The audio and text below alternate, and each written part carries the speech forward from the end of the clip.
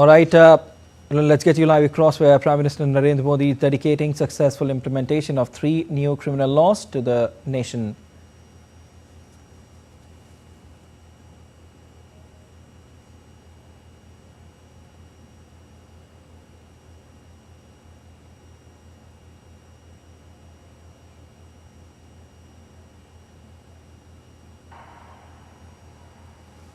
देवी सज्जनों, देश में औपनिवेशिक शासन के दौरान स्वाधीनता के स्वरों को दबाने के लिए, कुचलने के लिए विदेशी शासकों द्वारा देश में जिन आपराधिक कानूनों को लागू किया गया था, देश की स्वतंत्रता के बाद भी वैसे कानूनों का लागू रहना या उनके आधार पर बनाए गए आपराधिक कानूनों का क्रियान्वयन एक दुर्भाग्यपूर्ण स्थिति थी। माननीय प्रधानमंत्री श्री नरेंद्र मोदी जी की प्रेरणा और पहल से आज गुलामी के उन प्रतीकों से हम मुक्त हो चुके हैं। विकसित भारत के शिल्पी ऐसे दूरदृष्टा माननीय प्रधानमंत्री श्री नरेंद्र मोदी जी का वंदन अभिनंदन मैं निवेदन करूंगा केंद्रीय गृह मंत्री श्री अमित शाह जी से कि वे इस अवसर पर माननीय प्रधानमंत्री महोदय को शॉल भेंट कर उनका आप सबकी गरिमामयी उपस्थिति में वंदन अभिनंदन करें, स्वागत करें। माननीय प्रधानमंत्री श्री नरेंद्र मोदी जी का करतल ध्वनि आप सबकी तरफ से पूरे सम्मान भरी करतल ध्वनि के साथ आइए स्वागत करें। निवेदन यूटी चंडीगढ़ के प्रशासक श्री गुलाब चंद कटारिया जी से कि वे माननीय प्रधानमंत्री महोदय को एक पेंटिंग भेंट करें। देवी सज्जनों, एक 3D पेंटिंग है ये, जिसमें चंडीगढ़ की पहचान ओपन हैंड समेत यहां के महत्वपूर्ण स्मारकों और भवनों का 3D चित्र अंकित है। बहुत बहुत वंदन अभिनंदन माननीय प्रधानमंत्री महोदय का। मैं अब निवेदन करूंगा माननीय केंद्रीय गृह एवं सहकारिता मंत्री श्री अमित शाह जी से कि वे इस अवसर पर अपने स्वागत संबोधन के लिए पधारें। माननीय श्री अमित शाह जी।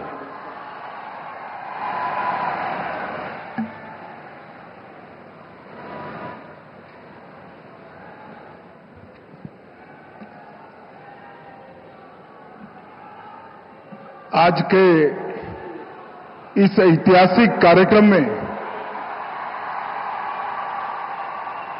मंच पर उपस्थित देश के सम्माननीय प्रधानमंत्री श्रीमान नरेंद्र मोदी जी, पंजाब के राज्यपाल और चंडीगढ़ के प्रशासक श्रीमान गुलाब चंद कटारिया जी, संसद में मेरे साथी श्रीमान सतनाम संधू जी और आज पूरे देश को गुलामी की निशानी के क्रिमिनल जस्टिस सिस्टम से मुक्ति दिलाने के ऐतिहासिक अवसर पर उपस्थित सभी चंडीगढ़ के भाइयों बहनों को मेरा नमस्कार, प्रणाम। भाइयों बहनों, आज देश की आपराधिक कानून प्रणाली के लिए एक स्वर्णिम अवसर है। आज यह दिन हमारी क्रिमिनल जस्टिस सिस्टम में सुवर्ण अक्षरों से अंकित किया जाएगा, क्योंकि आज ही भारतीय न्याय संहिता, भारतीय नागरिक सुरक्षा संहिता और भारतीय साक्ष्य अधिनियम को पूर्णतया इंप्लीमेंट करने वाला देश का सबसे पहला यूनिट हमारा चंडीगढ़ बनने जा रहा है। इसलिए चंडीगढ़ वालों को बहुत बहुत बधाई। क्रिमिनल जस्टिस सिस्टम के 5 स्तंभ पुलिस, जेल, न्यायपालिका, अभियोजन मतलब प्रोसिक्यूशन और एफएसएल, इसकी संपूर्ण रूप से आधुनिकीकरण करने के साथ आधुनिक कानूनों से लैस करने का काम समाप्त हो चुका है और आज पूरे विश्व के सबसे लोकप्रिय नेता श्रीमान नरेंद्र मोदी जी थोड़े ही समय में इसको देश को समर्पित करेंगे। हमारा चंडीगढ़ देश भर के सभी यूनिट्स में राज्य और केंद्र शासित प्रदेश में पहला प्रदेश बनेगा जहां ये 5 स्तंभों में संपूर्ण आधुनिकीकरण समाप्त होकर हमारा न्यायिक काम आगे बढ़ जाएगा। वैसे तो एक कानून को 1 जुलाई से परिपत्रित किया गया, परंतु इसके अंदर ढेर सारे नए प्रावधान हैं, नई व्यवस्थाएं खड़ी करनी है और नई संस्थाओं को भी बनाना है। इसलिए कानून के अंदर ही प्रावधान है कि एक पुलिस स्टेशन, एक जिला, पूरा राज्य और अंततोगत्वा पूरा देश इसके लिए घोषित बारी बारी कर दिया जाएगा। परंतु चंडीगढ़ प्रशासन, उनके प्रशासक गुलाबचंद जी और उनकी पूरी टीम को मैं साधुवाद देना चाहता हूं कि 5 ही महीने के कालखंड में पूरा इंप्लीमेंटेशन समाप्त कर आज चंडीगढ़ नए कानूनों का स्वागत कर रहा है। हमारे लिए गर्व का विषय है। इसके पहले जो कानून थे 160 साल पहले बने, अंग्रेजों द्वारा बनाए गए, अंग्रेजों की पार्लियामेंट में बनाए गए और नागरिक की जगह अंग्रेजों के शासन की सुरक्षा के लिए बनाए गए। मोदी जी ये जो 3 कानून लेकर आए हैं, ये भारतीयों द्वारा बने, भारत की संसद में बने और भारत के नागरिकों को न्याय मिले, सुरक्षा मिले, इसके लिए बनाया गया है। प्रधानमंत्री जी ने एक आग्रह रखा था सरकार के सभी विभागों के सामने कि हमारे प्रशासन में से गुलामी के सभी चिन्हों को समाप्त कर नए भारत की सोच को प्रत्यापित करना चाहिए। और मुझे बड़ा संतोष है कि देश की 140 करोड़ जनता की सुरक्षा, सम्मान और उनके संविधानदत्त अधिकारों की रक्षा करने वाली सिस्टम, हमारी आपराधिक न्याय प्रणाली अब पूर्णतया भारतीय आज से बन गई है और भारत के लोगों के बनाए हुए कानून से आप सबको न्याय मिलने वाला है। इसमें दंड की कोई जगह नहीं है, न्याय मिलना है।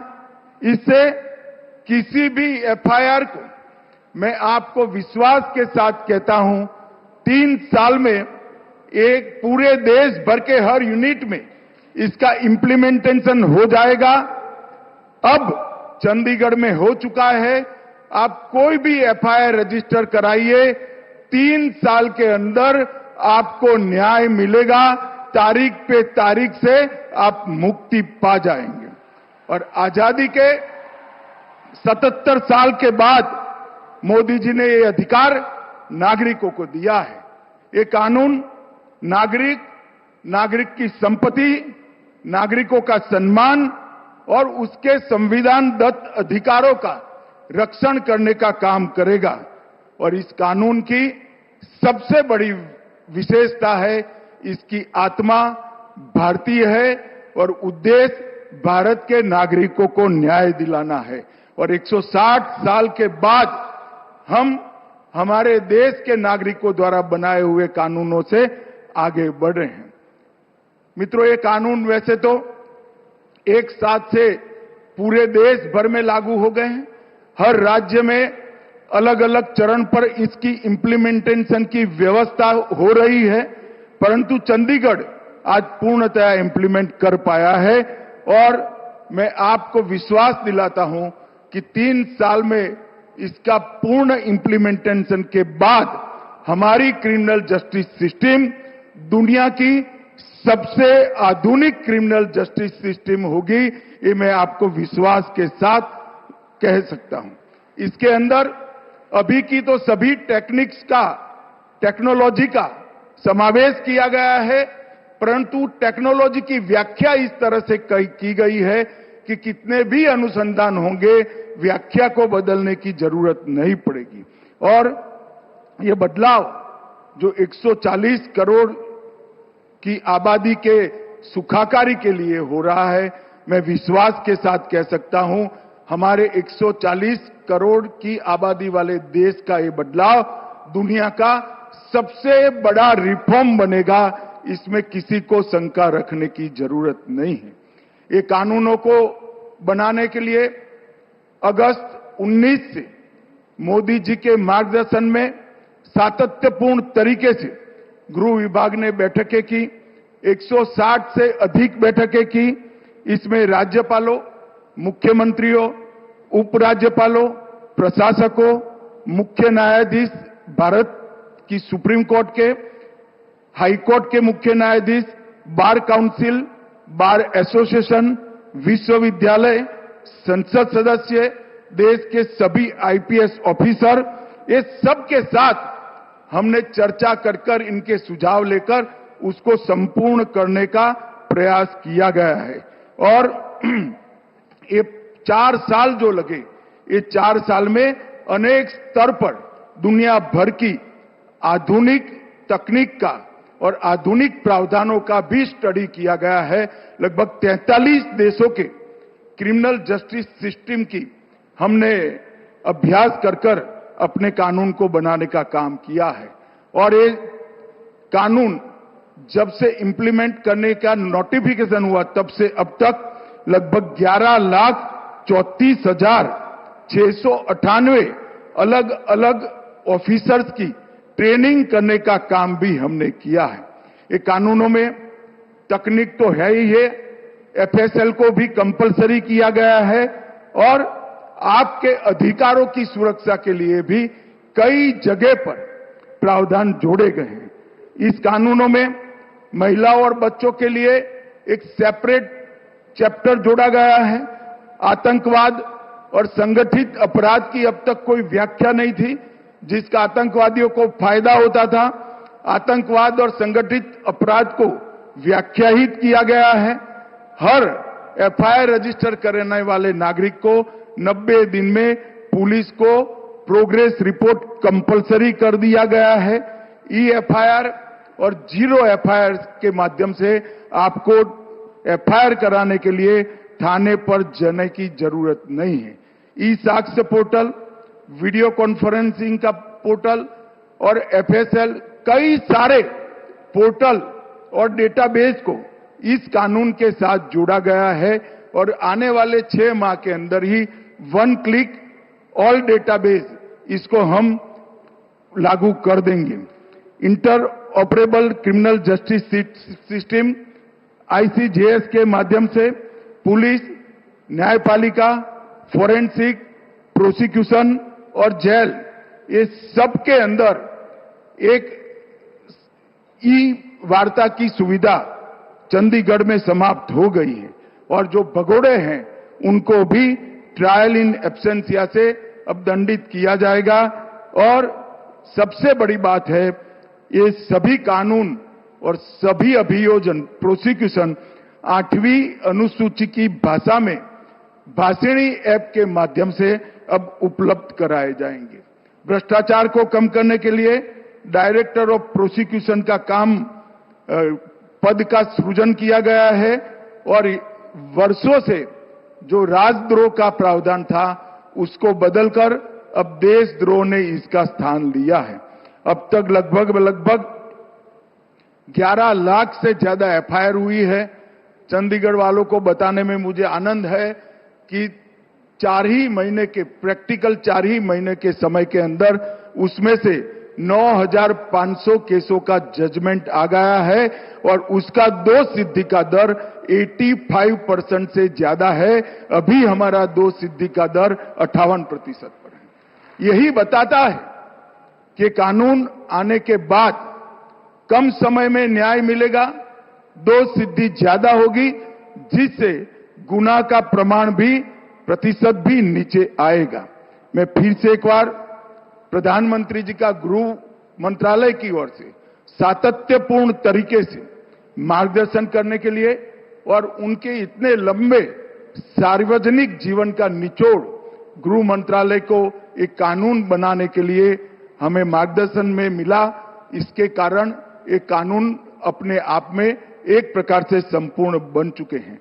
मैं चंडीगढ़ के प्रशासक और प्रशासन को भी बहुत बहुत बधाई देना चाहता हूं कि इतने कम समय में हर पुलिस स्टेशन, हर कोर्ट, एफएसएल, जेल और सारे सरकारी वकीलों की ऑफिस को आपने इसके साथ जोड़ा है। ये अभिनंदनीय है और आज बड़े हर्ष के साथ मैं कहना चाहता हूं, अभी थोड़ी ही देर में मोदी जी इन कानूनों को चंडीगढ़ की जनता को अपने वक्तव्य के द्वारा उपलब्ध कराएंगे और चंडीगढ़ पहला राज्य होगा जो नए भारत के नए कानूनों का पूर्ण रूप से स्वागत करेगा। सभी को बहुत बहुत बधाई और धन्यवाद।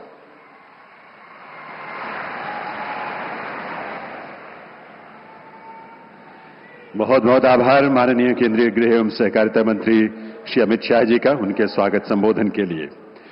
देवियों सज्जनों, दिसंबर 2023 में भारत की संसद द्वारा 3 नए आपराधिक कानून पारित किए गए थे, जिन्हें 1 जुलाई 2024 से पूरे देश में लागू किया जा चुका है। यूटी चंडीगढ़ ने मात्र कुछ ही महीनों में इन तीनों नए आपराधिक कानूनों के 100% क्रियान्वयन में सफलता हासिल की है। चंडीगढ़ के संदर्भ में नए कानूनों की इस यात्रा को हमने एक फिल्म में समेटने की कोशिश की है। आइए देखते हैं ये फिल्म।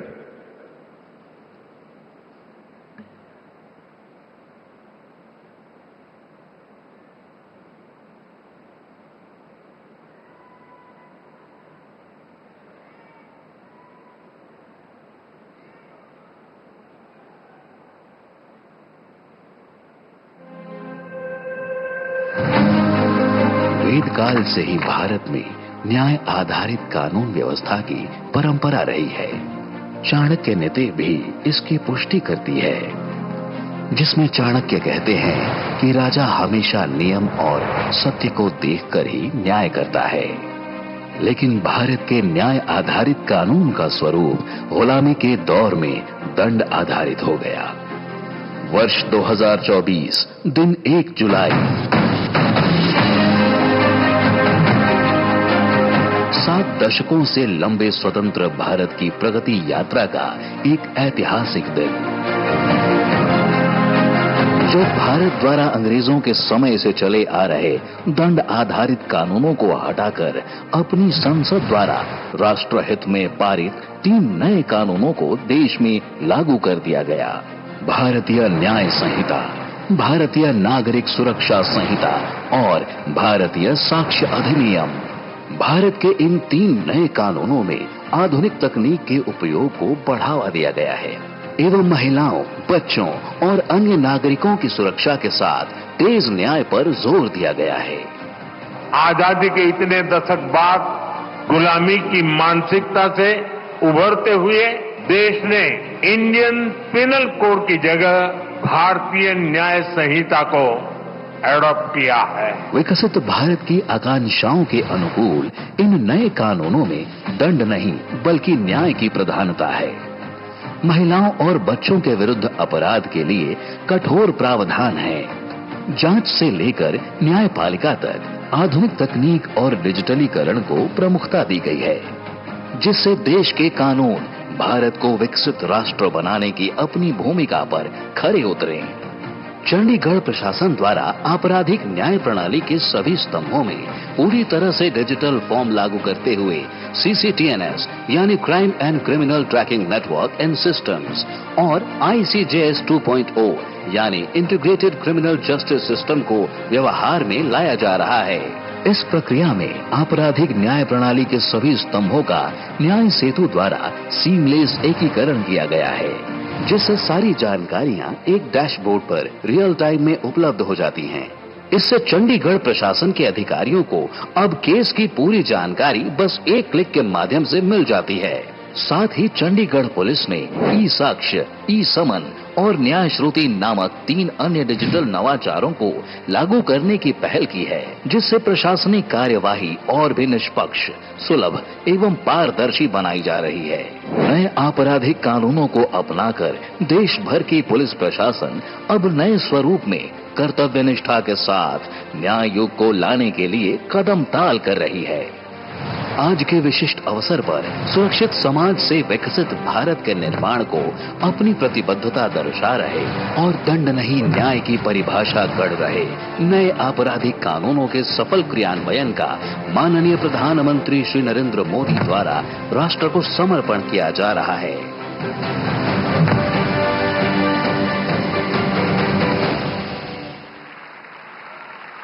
आप सभी को इस उपलब्धि की बहुत बहुत बधाई। देव सज्जनों, एक सुरक्षित संतुष्ट और शांतिपूर्ण समाज ही विकसित राष्ट्र का निर्माण कर सकता है। और इसीलिए माननीय प्रधानमंत्री महोदय ने सदैव स्मार्ट पॉलिसिंग की प्रेरणा दी है। ऐसी स्मार्ट पॉलिसिंग जो आर्टिफिशियल इंटेलिजेंस को अपनाते हुए एस्पिरेशनल इंडिया की आवश्यकताओं को पूरा करने में पूरी तरह से सक्षम हो, ऐसे दूरदृष्टा नेतृत्व को हमारा बारंबार नमन। आइए आप सबके करतल ध्वनि के साथ निवेदन करें माननीय प्रधानमंत्री श्री नरेंद्र मोदी जी से कि वे इस अवसर पर अपना शुभ संदेश हम सबको दें, हम सबका मार्गदर्शन करें। माननीय प्रधानमंत्री श्री नरेंद्र मोदी जी।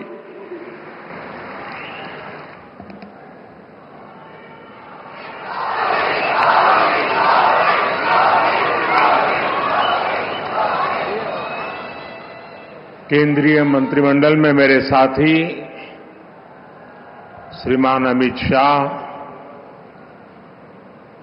चंडीगढ़ के प्रशासक श्री गुलाबचंद कटारिया जी, राज्यसभा के मेरे साथी सांसद सतनाम सिंह संधू जी, उपस्थित अन्य जनप्रतिनिधिगण, देवी और सज्जनों, चंडीगढ़ आने से लगता है कि अपनों के बीच आ गया हूं।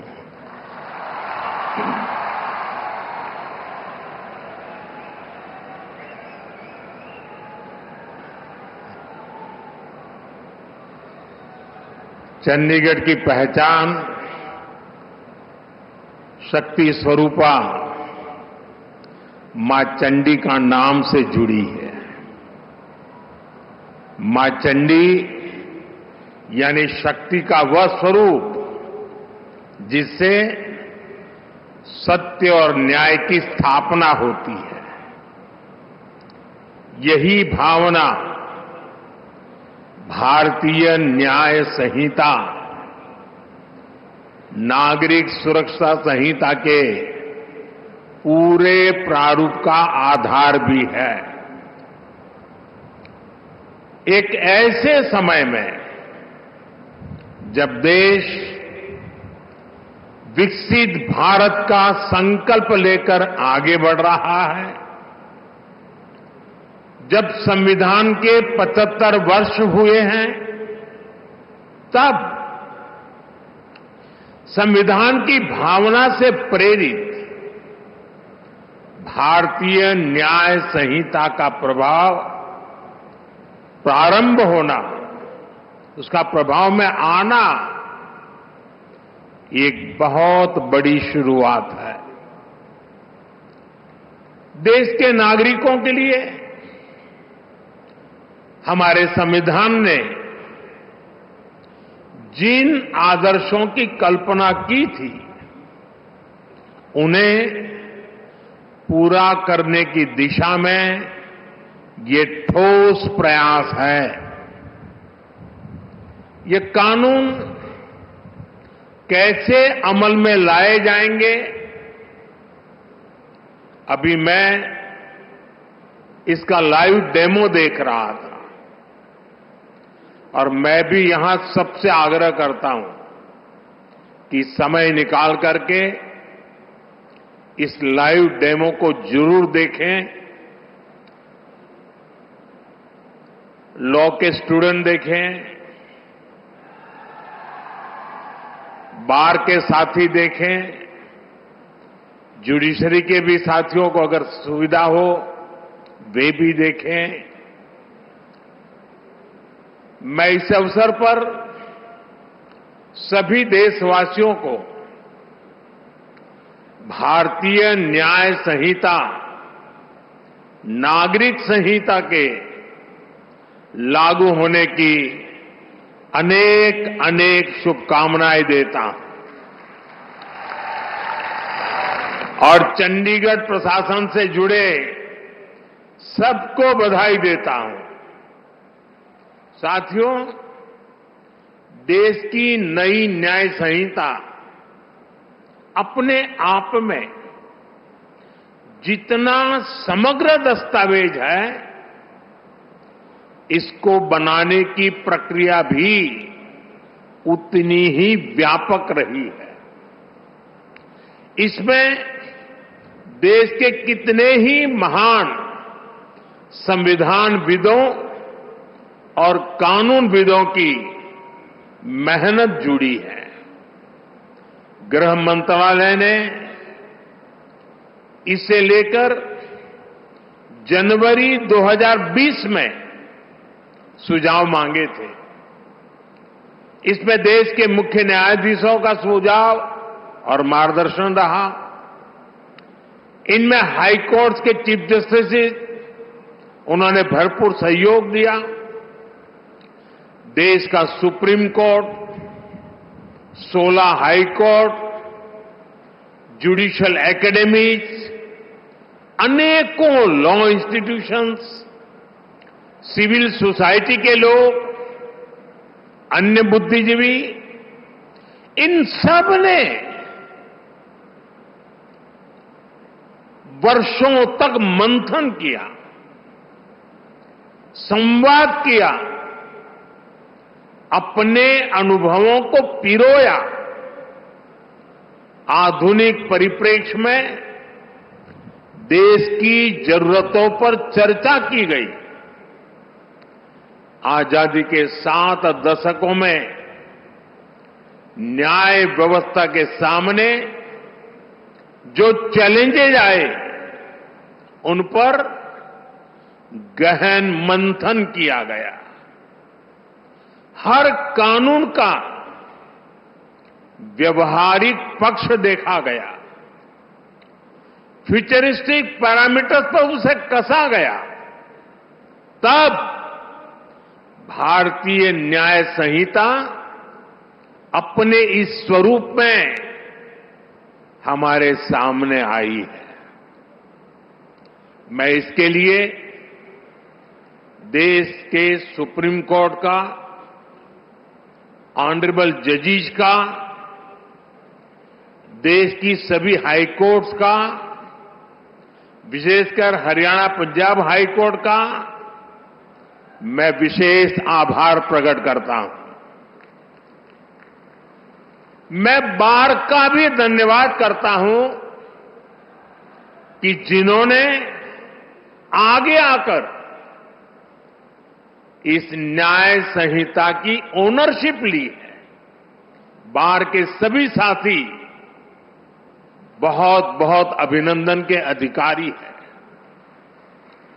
मुझे भरोसा है सबके सहयोग से बनी भारत की ये न्याय संहिता भारत की न्याय यात्रा में मील का पत्थर साबित होगी। साथियों, हमारे देश ने 1947 में आजादी हासिल की थी।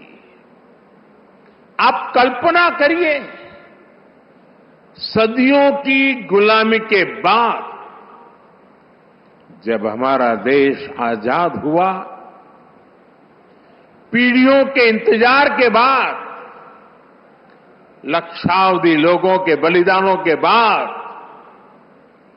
जब आजादी की सुबह आई, तब कैसे कैसे सपने थे, देश में कितना उत्साह था। देशवासियों ने भी सोचा था अंग्रेज गए हैं तो अंग्रेजी कानूनों से भी मुक्ति मिलेगी। अंग्रेजों के अत्याचार का, उनके शोषण का जरिया ये कानून ही तो थे। ये कानून बनाए भी तब गए थे जब अंग्रेजी सत्ता भारत पर अपना शिकंजा बनाए रखने के लिए कुछ भी करने को तैयार थी।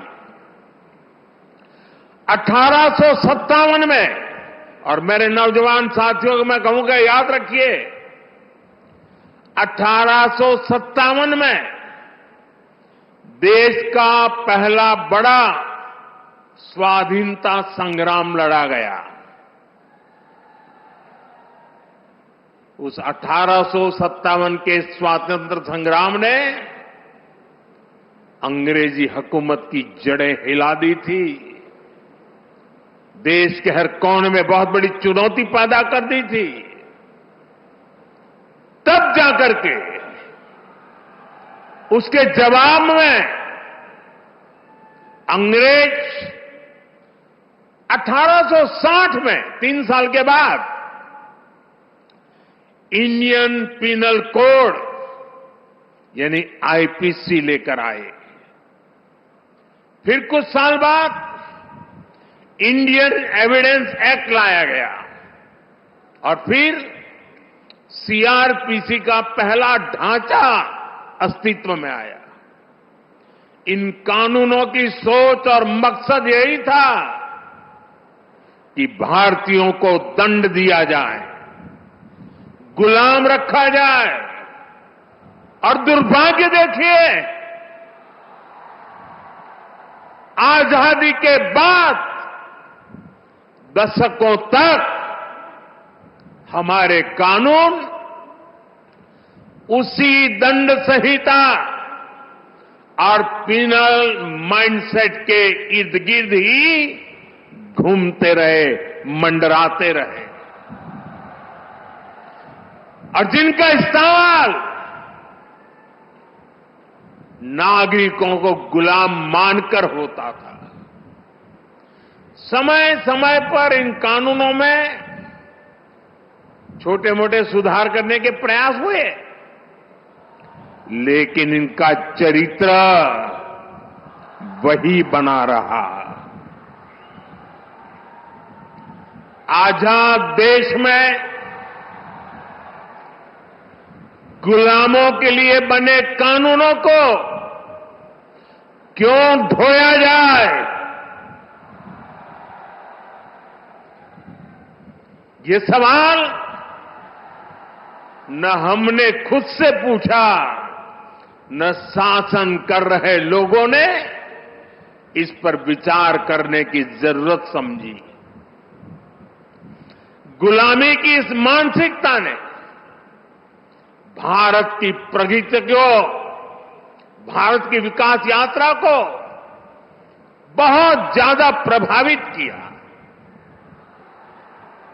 साथियों, देश अब उस कॉलोनियल माइंडसेट से बाहर निकले,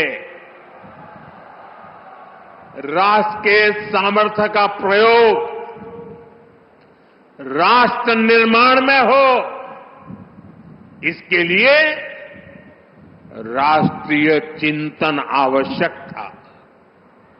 और इसलिए मैंने 15 अगस्त को लाल किले से गुलामी की मानसिकता से मुक्ति का संकल्प देश के सामने रखा था। अब भारतीय न्याय संहिता, नागरिक संहिता, इसके जरिए देश ने उस दिशा में एक और मजबूत कदम उठाया है। हमारी न्याय संहिता of the people, by the people, for the people की उस भावना को सशक्त कर रही है जो लोकतंत्र का आधार होती है। साथियों, न्याय संहिता समानता, समरसता और सामाजिक न्याय के विचारों से बुनी गई है। हम हमेशा से सुनते आए हैं कि कानून की नजर में सब बराबर होते हैं, लेकिन व्यवहारिक सच्चाई कुछ और ही दिखाई देती है। गरीब, कमजोर व्यक्ति कानून के नाम से डरता था। जहां तक संभव होता था वो कोर्ट, कचहरी और थाने में कदम रखने से डरता था। अब भारतीय न्याय संहिता समाज के इस मनोविज्ञान को बदलने का काम करेगी। उसे भरोसा होगा कि देश का कानून समानता की, इक्वालिटी की गारंटी है।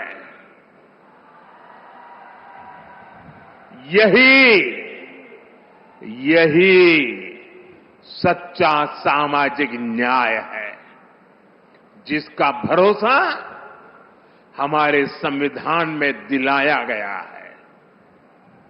साथियों, भारतीय न्याय संहिता,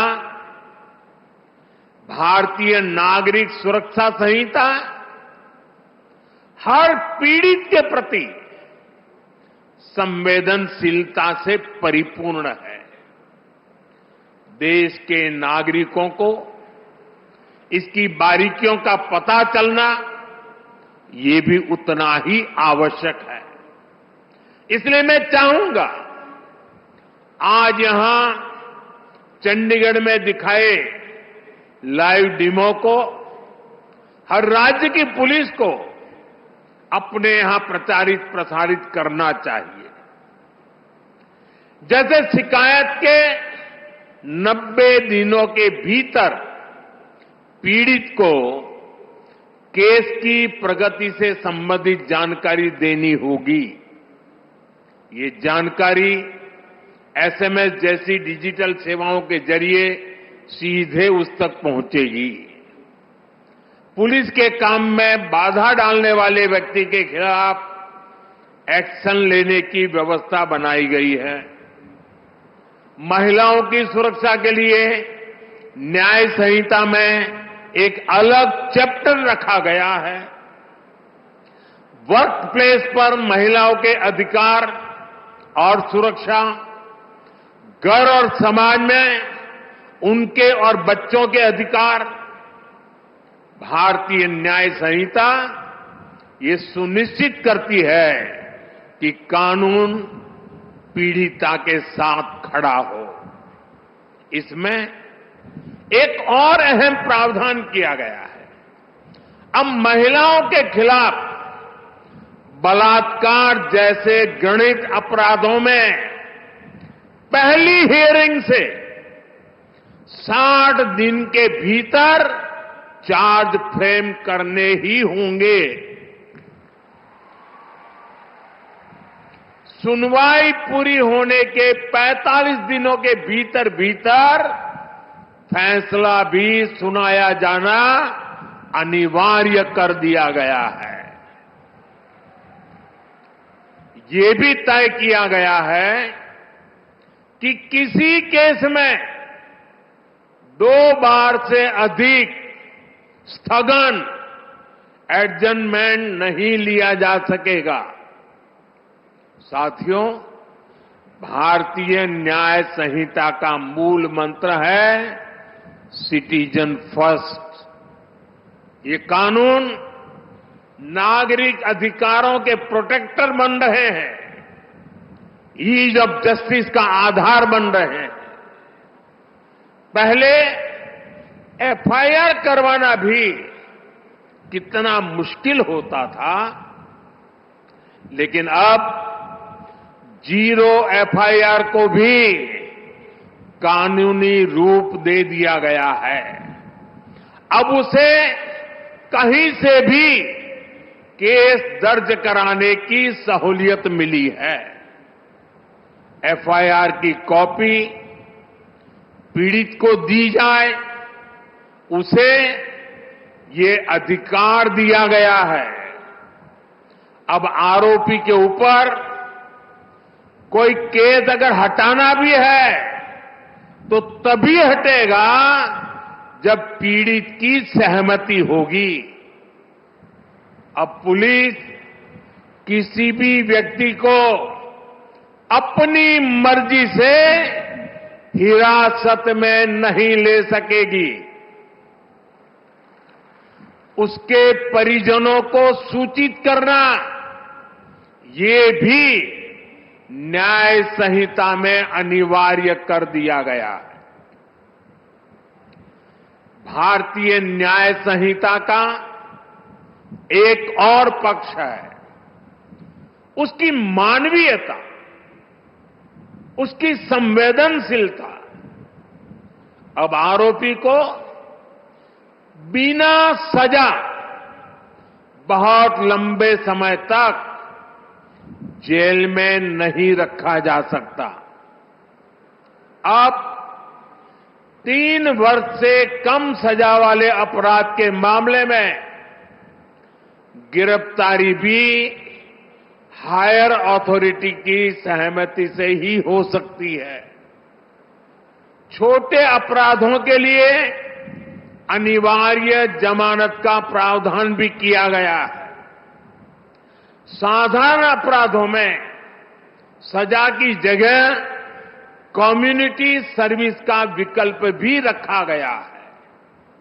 ये आरोपी को समाज हित में सकारात्मक दिशा में आगे बढ़ने के नए अवसर देगा। फर्स्ट टाइम ऑफेंडर्स के लिए भी न्याय संहिता बहुत संवेदनशील है।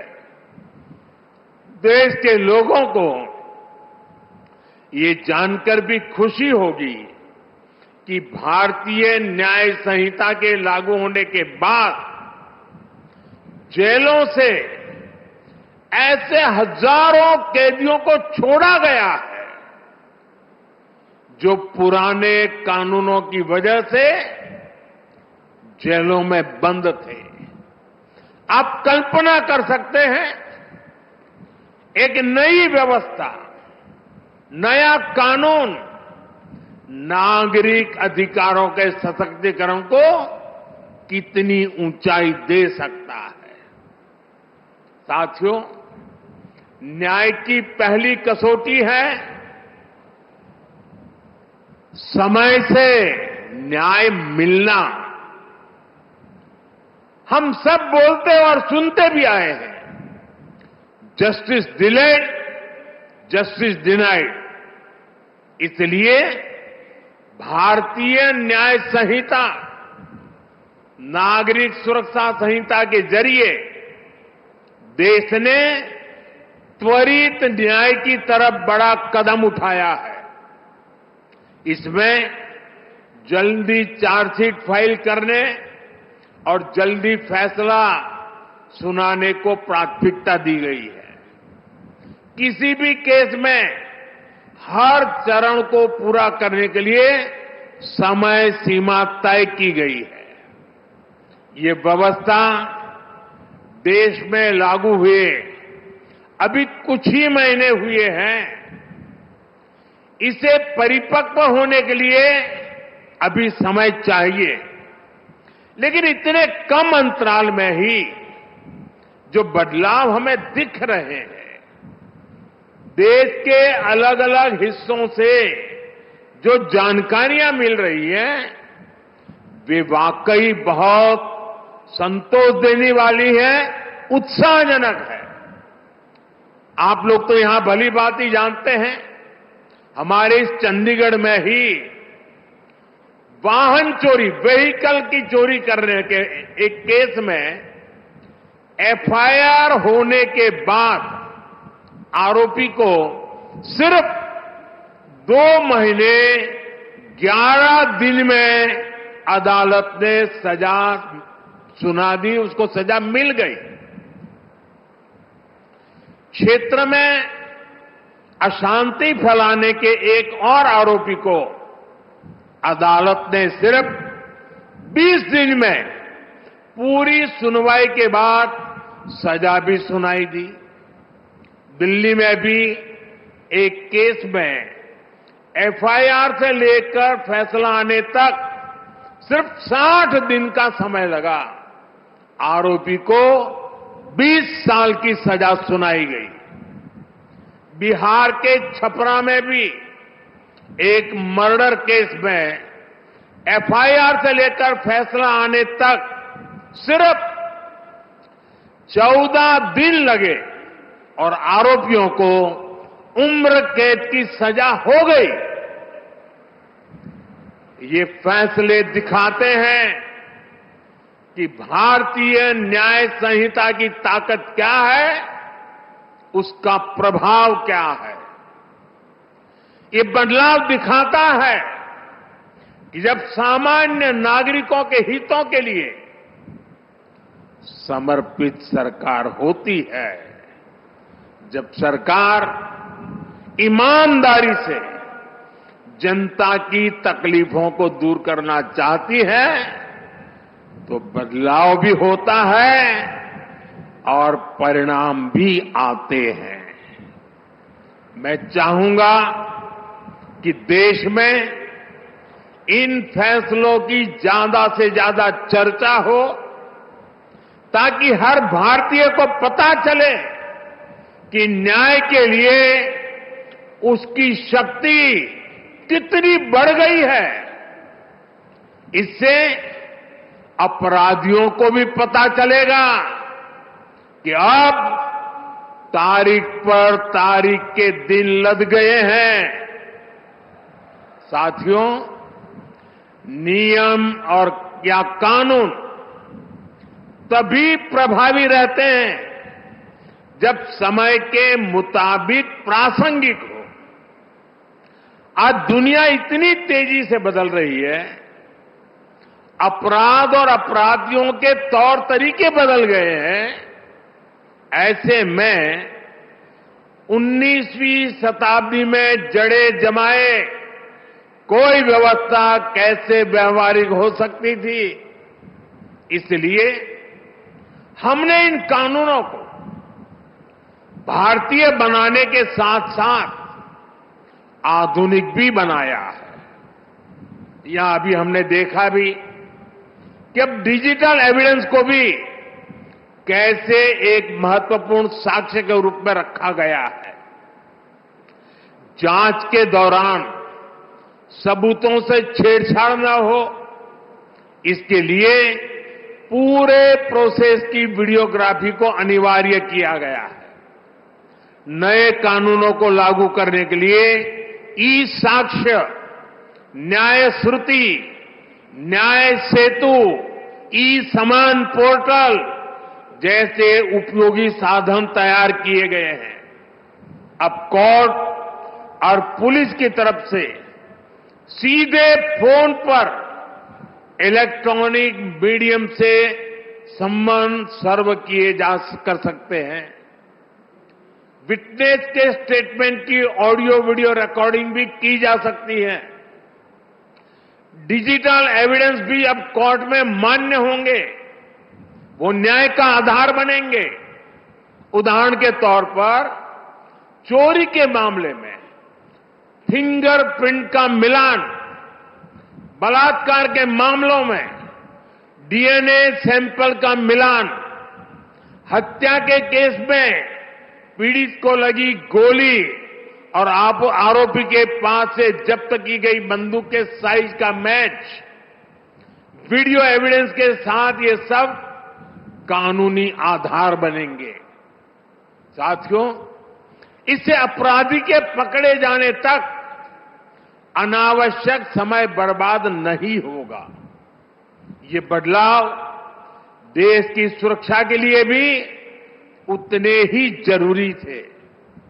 डिजिटल साक्ष्यों और टेक्नोलॉजी के इंटीग्रेशन से हमें आतंकवाद के खिलाफ लड़ने में भी ज्यादा मदद मिलेगी।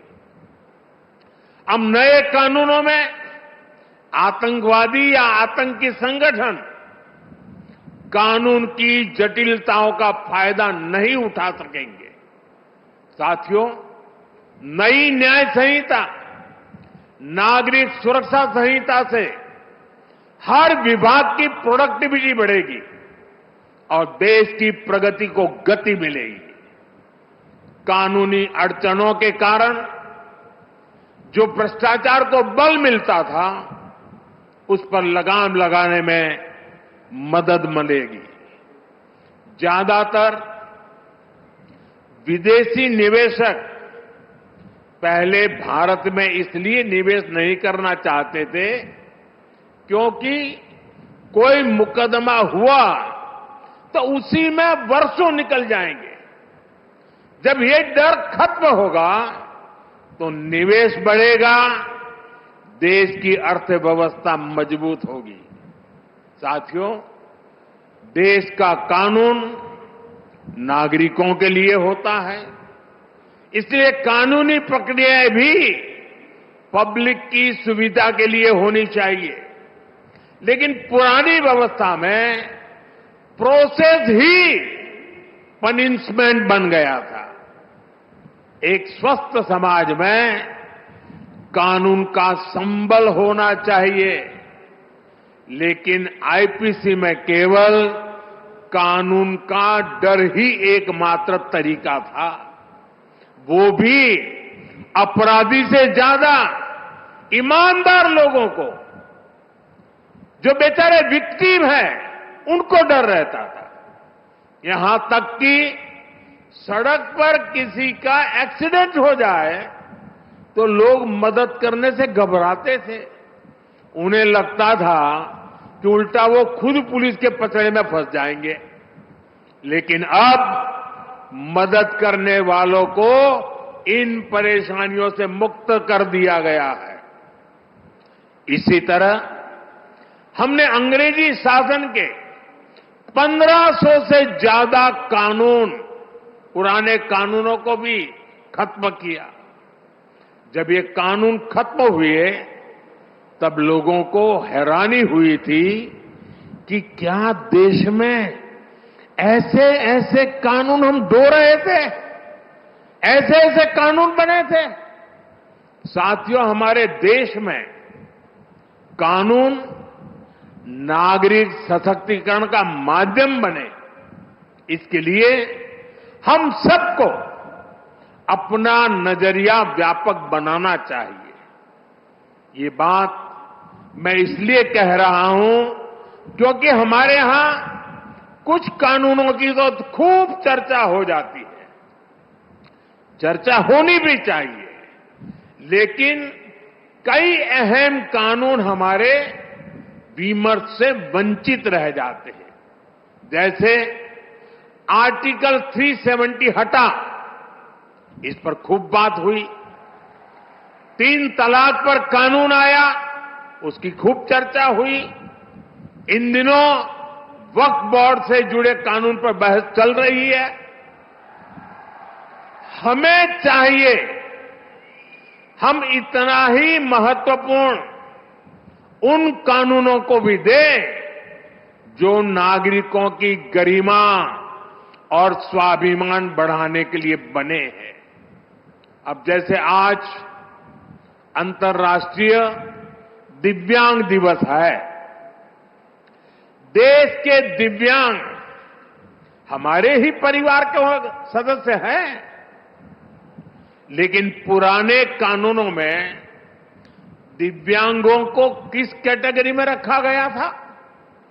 दिव्यांगों के लिए ऐसे ऐसे अपमानजनक शब्दों का प्रयोग किया गया था जिन्हें कोई भी सभ्य समाज स्वीकार नहीं कर सकता। हमने ही सबसे पहले इस वर्ग को दिव्यांग कहना शुरू किया। उन्हें कमजोर फील कराने वाले शब्दों से छुटकारा दिया। 2016 में हमने rights of persons with disabilities act लागू करवाया। ये केवल दिव्यांगों से जुड़ा कानून नहीं था, ये समाज को और ज्यादा संवेदनशील बनाने का अभियान भी था। नारी शक्ति वंदन अधिनियम अभी इतने बड़े बदलाव की नींव रखने जा रहा है। इसी तरह ट्रांसजेंडर से जुड़े कानून, मीडिएशन एक्ट, जीएसटी एक्ट, ऐसे कितने ही कानून बने हैं जिन पर सकारात्मक चर्चा आवश्यक है। साथियों, किसी भी देश की ताकत उसके नागरिक होते हैं और देश का कानून नागरिकों की ताकत होता है। इसलिए जब भी कोई बात होती है तो लोग गर्व से कहते हैं कि I am a law abiding citizen. कानून के प्रति नागरिकों की ये निष्ठा राष्ट्र की बहुत बड़ी पूंजी होती है। ये पूंजी कम न हो, देशवासियों का विश्वास बिखरे ना, ये हम सबकी सामूहिक जिम्मेदारी है। इसलिए मैं चाहता हूं कि हर विभाग, हर एजेंसी, हर अधिकारी और हर पुलिसकर्मी नए प्रावधानों को जाने, उनकी भावना को समझे। विशेष रूप से मैं देश के सभी राज्य सरकारों से अनुरोध करना चाहता हूं, भारतीय न्याय संहिता, नागरिक सुरक्षा संहिता प्रभावी ढंग से लागू हो, उनका जमीन पर असर दिखे, इसके लिए सभी राज्य सरकारों को सक्रिय होकर काम करना होगा। और मेरा फिर कहना है, नागरिकों को अपने इन अधिकारों की ज्यादा से ज्यादा जानकारी होनी चाहिए। हमें मिलकर इसके लिए प्रयास करना है, क्योंकि ये जितना प्रभावी तरीके से लागू होंगे, हम देश को उतना ही बेहतर भविष्य दे पाएंगे। ये भविष्य आपके भी और आपके बच्चों का भी जीवन तय करने वाला है, आपके सर्विस सेटिस्फैक्शन को तय करने वाला है। मुझे विश्वास है हम सब मिलकर इस दिशा में काम करेंगे, राष्ट्र निर्माण में अपनी भूमिका बढ़ाएंगे। इसी के साथ आप सभी को, सभी देशवासियों को एक बार फिर भारतीय न्याय संहिता, नागरिक सुरक्षा संहिता की बहुत बहुत शुभकामनाएं देता हूं। और चंडीगढ़ का ये शानदार माहौल, आपका प्यार, आपका उत्साह, उसको सलाम करते हुए मेरी वाणी को विराम देता हूं। बहुत बहुत धन्यवाद। बहुत बहुत आभार माननीय प्रधानमंत्री श्री नरेंद्र मोदी जी का, उनके प्रेरक संबोधन के लिए, उनके सारगर्भित संबोधन के लिए। महोदय, आपके चिंतन के केंद्र में सदैव राष्ट्र, राष्ट्र हित और इस देश की 140 करोड़ जनता का हित रहता है। तभी ऐसी सोच जन्म लेती है, तभी ये सोच साकार भी होती है, तभी लोकहित और लोक कल्याण शासन का आधार बनता है। आप सबके करतल ध्वनि के साथ आइए, हृदय से आभार व्यक्त करें इस देश के यशस्वी। That was truly a historic moment for the country, one that will be remembered as a turning point in a pursuit of a more equitable and just society. Prime Minister Narendra Modi dedicated to the nation the successful implementation of 3 transformative new criminal laws: Bharatiya Nyaya Sanhita, Bharatiya Nagrik Suraksha Sanhita and Bharatiya Sakshay Adhiniyam at Chandigarh. The conceptualization of the 3 laws was driven by the vision of Prime Minister to remove colonial era laws which had continued to exist post-independence and to transform the judicial system by shifting focus from punishment to justice. We take a short break. Don't go anywhere. Stay tuned to DD India.